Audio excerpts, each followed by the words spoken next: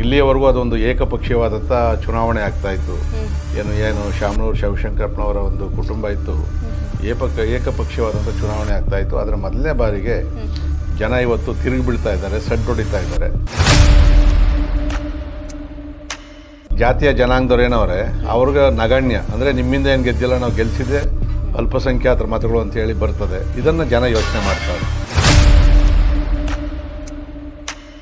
ನಮ್ಮ ಅಭ್ಯರ್ಥಿ ಯುವಕ ಮತ್ತು ಒಬ್ಬ ಬಡ ಕುಟುಂಬದಿಂದ ಬಂದಿರ್ತಕ್ಕಂಥವನು, ಅಂಥವನಿಗೆ ಮತ ಚಲಾಯಿಸಿದ್ರೆ ಅವನು ಮನೆಗೆ ಅವನು ಬರ್ತಾನೆ. ಅದು ಈಗಿರೋನು ಗೆದ್ದಿಸ್ರೆ ನಾವು ಮನೆ ಬಾಗಿಲಿಗೆ ಹೋದರೂ ಅವ್ರು ಸೇರಿಸೋದಿಲ್ಲ. ಇದು ಸ್ವಲ್ಪ ಜನಗಳ ಮನಸ್ಸಿಗೆ ಬಂದಿದೆ. ಒಂದೇ ಕುಟುಂಬಕ್ಕೆ ಎಷ್ಟು ಸರಿ ನಾವು ಓಟ್ ಹಾಕುವಂಥದ್ದು.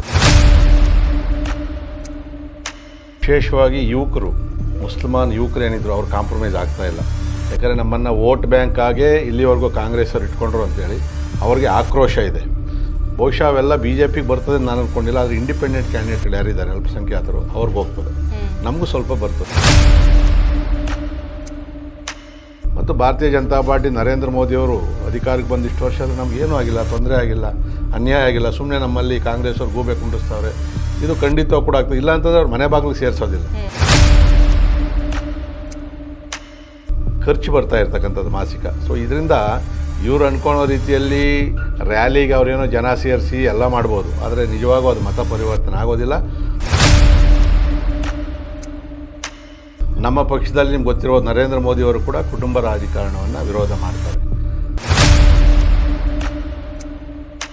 ಯಾರಿಗೆ ಬೇಕಾದ್ರೂ ಕೊಡಲಿ, ಇವ್ರು ಬಂದಿರೋದೇ ಇನ್ನು ಮೊನ್ನೆ ಬಂದು ಇನ್ನೂ ರಾಜಕಾರಣಕ್ಕೆ ಇಳಿದಿರೋದೇ ಇವತ್ತು. ಅವ್ರಿಗೆ ಕೊಡಬೇಕಾದಾಗ ಇದು ಕುಟುಂಬದ ರಾಜಕಾರಣ. Well sir, thank you so much. ರಾಜ್ಯದಲ್ಲಿ 2 ಕಡೆ ಬೈ ಎಲೆಕ್ಷನ್ ಆಗ್ತಾ ಇದ್ರು ಕೂಡ ದಾವಣಗೆರೆ ದಕ್ಷಿಣದಲ್ಲಿ ಚುನಾವಣೆಯ ಕಾವು ಯಥೇಚ್ಛವಾಗಿದೆ. ಮತ್ತು ಇಲ್ಲಿ ಅತಿ ಹೆಚ್ಚು ರಾಜ್ಯ ನಾಯಕರಾಗಿರಬಹುದು ಮತ್ತು ಬೇರೆ ಬೇರೆ ನಾಯಕರಾಗಿರಬಹುದು ಎರಡೂ ಪಕ್ಷದಿಂದ ನಮಗೆ ಕಂಡು ಬರ್ತಾ ಇದ್ದಾರೆ.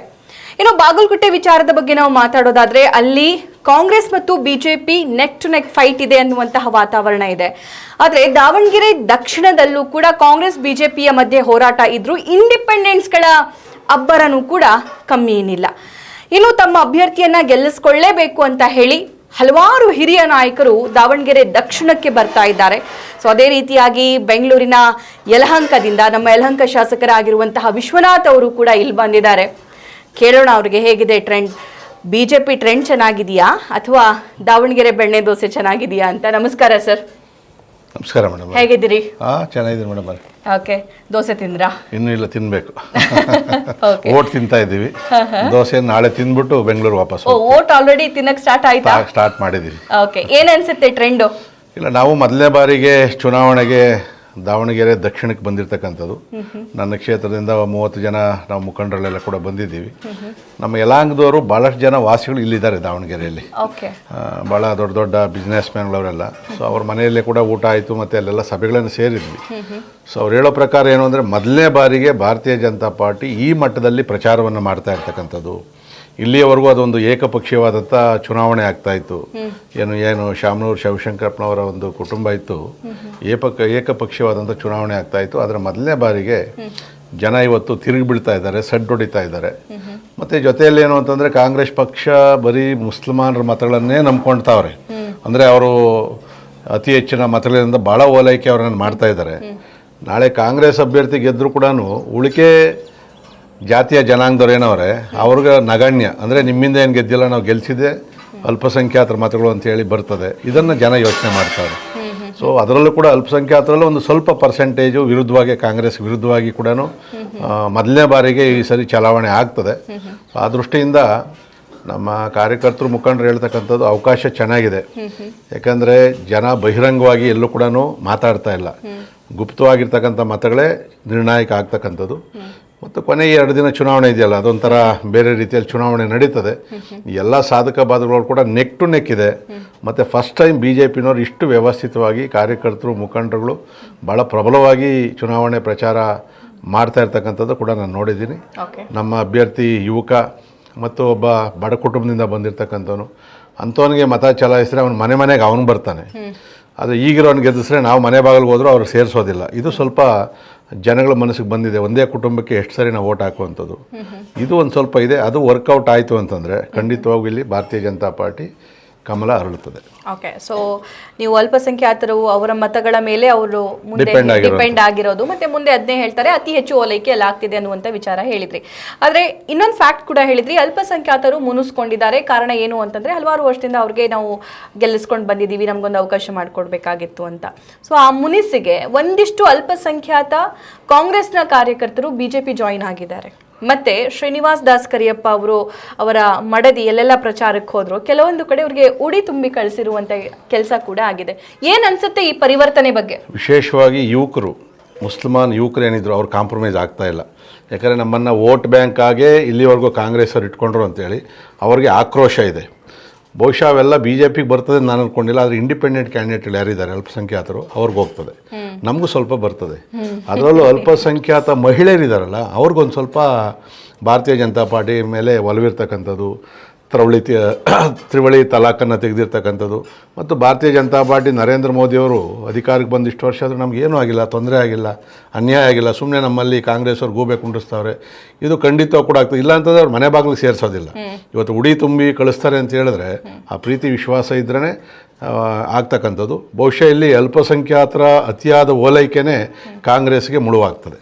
ಓಕೆ, ಸೊ ಕೆಲವೊಂದಿಷ್ಟು ನಾಯಕರು ನಮಗೆ ಅಲ್ಪಸಂಖ್ಯಾತರ ಮತಗಳೇ ಬೇಡ ಅನ್ನುವಂಥ ಸ್ಟೇಟ್ಮೆಂಟ್ ಕೊಡೋ ಸಂದರ್ಭದಲ್ಲಿ ಇಂಥ ಕ್ಷೇತ್ರಗಳು ಬಂದಾಗ ಕಷ್ಟ ಆಗುತ್ತಲ್ವಾ ಸರ್ ಅಂಥ ಸ್ಟೇಟ್ಮೆಂಟ್ಸ್? ಇದು ಕೆಲವು ವೈಯಕ್ತಿಕವಾದಂಥ ಅವರವ್ರ ಕ್ಷೇತ್ರ ಸಂಬಂಧಪಟ್ಟಂಗೆ ಮಾತಾಡ್ತಾರೆ, ಅದು ಇಡೀ ರಾಜ್ಯಕ್ಕೆ ಅನ್ವಯ ಆಗೋದಿಲ್ಲ. ಈಗ ನಾನು ನನ್ನ ಯಲಹಂಕ ಕ್ಷೇತ್ರದಲ್ಲಿ ಅಲ್ಲಿ ಪರಿಸ್ಥಿತಿ ತಕ್ಕನಾಗೆ ನಾನು ಕೆಲವು ಸಲ ರಾಜಕಾರಣ ಮಾಡ್ತೀನಿ. ಮತ್ತು ನಾವೆಲ್ಲೋ ಹೊರಗಡೆ ಮಾಡ್ತಕ್ಕಂಥ ರಾಜಕಾರಣಕ್ಕೆ ಎಲ್ಲೋ ಮಾತಾಡಿದ್ರೆ ಅದು ಇಲ್ಲಿ ಎಫೆಕ್ಟ್ ಆಗೋದಿಲ್ಲ. ಯಾಕಂದರೆ ನಮ್ಮ ರಾಜ್ಯಾಧ್ಯಕ್ಷರು ಮತ್ತು ಜವಾಬ್ದಾರಿ ಇರ್ತಕ್ಕಂಥ ನಮ್ಮ ಪಕ್ಷದ ಮುಖಂಡರು ಏನಾದರೂ ಮಾತಾಡಿದರೆ ಅದಕ್ಕೊಂದು ಸ್ವಲ್ಪ ತೂಕ ಬರ್ತದೆ. ಆದರೆ ವೈಯಕ್ತಿಕವಾಗಿ ನಾವೆಲ್ಲೋ ಮಾತಾಡಿದ್ವಿ ಅಂತ ಹೇಳಿದ್ರೆ ಅದಕ್ಕೇನು ಭಾಳಷ್ಟು ಮಹತ್ವವನ್ನು ಆ ಕ್ಷೇತ್ರ ಜನ ಕೊಡೋದಿಲ್ಲ. ಓಕೆ, ಸೊ ದಾವಣಗೆರೆ ಬೈ ಎಲೆಕ್ಷನ್ನಲ್ಲಿ ಬಿಜೆಪಿಯ ನಾಯಕರು ಕೂಡ ಕಾಂಗ್ರೆಸ್ಗೇನು ಕಮ್ಮಿ ಇಲ್ಲ ಅಂತ ಸೆಡ್ಡು ಹೊಡೆದಂಗೆ ರ್ಯಾಲಿಗಳನ್ನಾಗಿರಬಹುದು, ಪ್ರಚಾರವನ್ನಾಗಿರಬಹುದು, ಇದೆಲ್ಲವೂ ಕೂಡ ಮಾಡ್ತಾ ಇದ್ದಾರೆ. ಸೊ ಈ ಹಿಂದೆ ಕಾಣದಂತಹ ಬದಲಾವಣೆ ಕಾಣುವಂತಹ ಚಾನ್ಸಸ್ ಏನಾದರೂ ನಿಮಗೆ ಗೋಚರಿಸ್ತಾ ಇದೆಯಾ ಅಂತ? ಖಂಡಿತವಾಗೂ. ಈಗ ಒಂದು ಲೋಕಸಭಾ ಚುನಾವಣೆಯಲ್ಲಿ ನಮ್ಮಲ್ಲಿ ಸ್ವಲ್ಪ ಗೊಂದಲ ಇತ್ತು.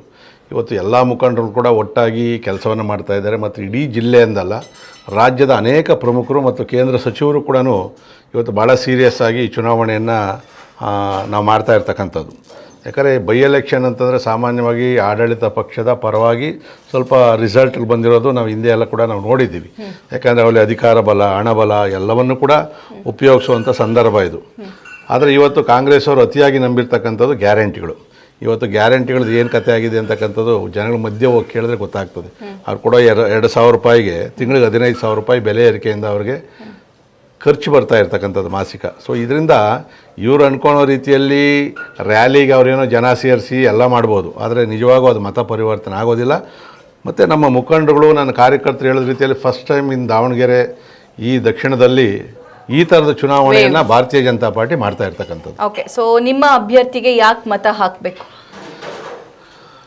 ಕಾಂಗ್ರೆಸ್ಗೆ ಯಾಕೆ ಹಾಕಬಾರ್ದು ಅನ್ನೋದು ಒಂದು ಪ್ರಶ್ನೆನೇ. ಯಾಕೆಂದರೆ ಅವರ ಮನೆಯಲ್ಲಿ 3-4 ಜನ ಚುನಾವಣೆಯಲ್ಲಿ ನಿಂತ್ಕೊಂಡವ್ರೆ. ಈಗಾಗಲೇ ಅವರ ತಾಯಿ ತಂದೆ ಎಲ್ಲ ಕೂಡ ಇರಬೇಕಾದಾಗ ಒಬ್ಬ ಹಿಂದುಳಿದ ಎಷ್ಟಿಗೆ ಸೇರಿರ್ತಕ್ಕಂಥ ಒಬ್ಬ ಯುವಕನ ಕೊಟ್ಟರೆ ಖಂಡಿತವಾಗಿ ಕೂಡ ರಾಜ್ಯಕ್ಕೆ ಒಳ್ಳೆಯದಾಗ್ತದೆ. ಯಾಕೆಂದರೆ ಇವತ್ತೇನು ಕಾಂಗ್ರೆಸ್ ಅವರು ಭ್ರಷ್ಟಾಚಾರ ಮತ್ತು ಅಭಿವೃದ್ಧಿ ಶೂನ್ಯ ಆಗ್ತಾಯಿದೆ, ಒಂದು ಎಚ್ಚರಿಕೆ ಪಾಠ ಆಗ್ತದೆ ಅವ್ರಿಗೆ.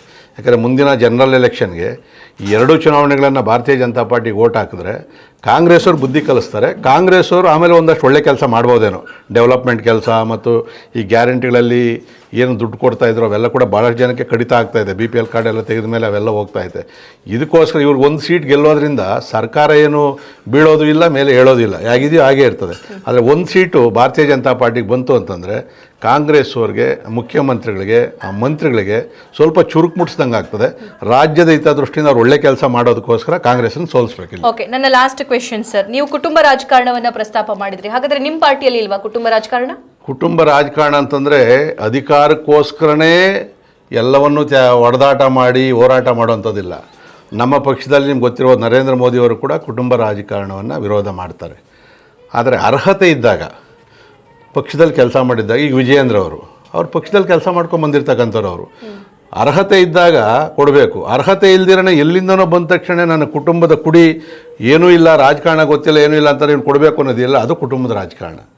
ಅರ್ಹತೆ ಇದ್ದ ಕೊಡಬಾರ್ದು ಅಂತ ಏನಿಲ್ಲ ಅದರಲ್ಲಿ. ಅವರಿಂದ ಪಕ್ಷಕ್ಕೆ ಒಳ್ಳೇದಾಗ್ತದೆ, ಒಳ್ಳೆ ಕೆಲಸ ಮಾಡ್ತಾನೆ ಅಂತಂದರೆ ಯಾರಿಗೆ ಬೇಕಾದ್ರೂ ಕೊಡಲಿ. ಇವ್ರು ಬಂದಿರೋದೇ ಇನ್ನು ಮೊನ್ನೆ ಬಂದು ಇನ್ನೂ ರಾಜಕಾರಣಕ್ಕೆ ಹಿಡಿದಿರೋದೇ ಇವತ್ತು. ಅವ್ರು ಕೊಡಬೇಕಾದಾಗ ಇದು ಕುಟುಂಬದ ರಾಜಕಾರಣ. Well sir, thank you so much. So ಗೆಲ್ಲೋ ಉತ್ಸಾಹ ಇದೆ ನಿಮಗೆ. All the very best. Thank you madam. ಇದು ವಿಶ್ವನಾಥ್ ಅವರ ಮಾತಾಗಿತ್ತು. ಗೆಲ್ಲುವಂತಹ ಉತ್ಸಾಹ ಅಷ್ಟೇ ಅಲ್ಲ, ಗೆಲ್ತೀವಿ ಅಂತ ಹೇಳ್ತಾ ಇದ್ದಾರೆ. ಅದರ ಜೊತೆಗೆ ಇಷ್ಟು ವರ್ಷ ರಾಜಕೀಯದಲ್ಲಿ ಅಥವಾ ಇಷ್ಟು ವರ್ಷ ಕಾನ್ಸ್ಟಿಟ್ಯೂನ್ಸಿಯಲ್ಲಿ ಏನೆಲ್ಲ ಆಗಿಲ್ವೋ ಅದು ಆಗಬೇಕಾಗಿರುವಂತಹ ಹೊಣೆ ನಮ್ಮ ಅಭ್ಯರ್ಥಿಯ ಮೇಲಿದೆ. ಸೊ ಅವರಿಂದ ನಾವು ಅದನ್ನು ಮಾಡಿಸ್ತೀವಿ ಅಂತ ಕೂಡ ಹೇಳ್ತಾ ಇದ್ದಾರೆ. ಮತ್ತು ಕ್ಷೇತ್ರದ ಮತದಾರರ ನಾಡಿ ಮಿಡಿತ ಆಗಿರಬಹುದು, ಪ್ರತಿನಿತ್ಯದ ರಿಪೋರ್ಟ್ ಆಗಿರಬಹುದು, ಇದು ಪ್ರತಿಯೊಬ್ಬ ನಾಯಕನು ಕೂಡ ತರಿಸ್ಕೊಳ್ತಾ ಇದ್ದಾರೆ ಅನ್ನೋದು ಇವರ ಮಾತಿನಿಂದ ಗೊತ್ತಾಗುತ್ತೆ.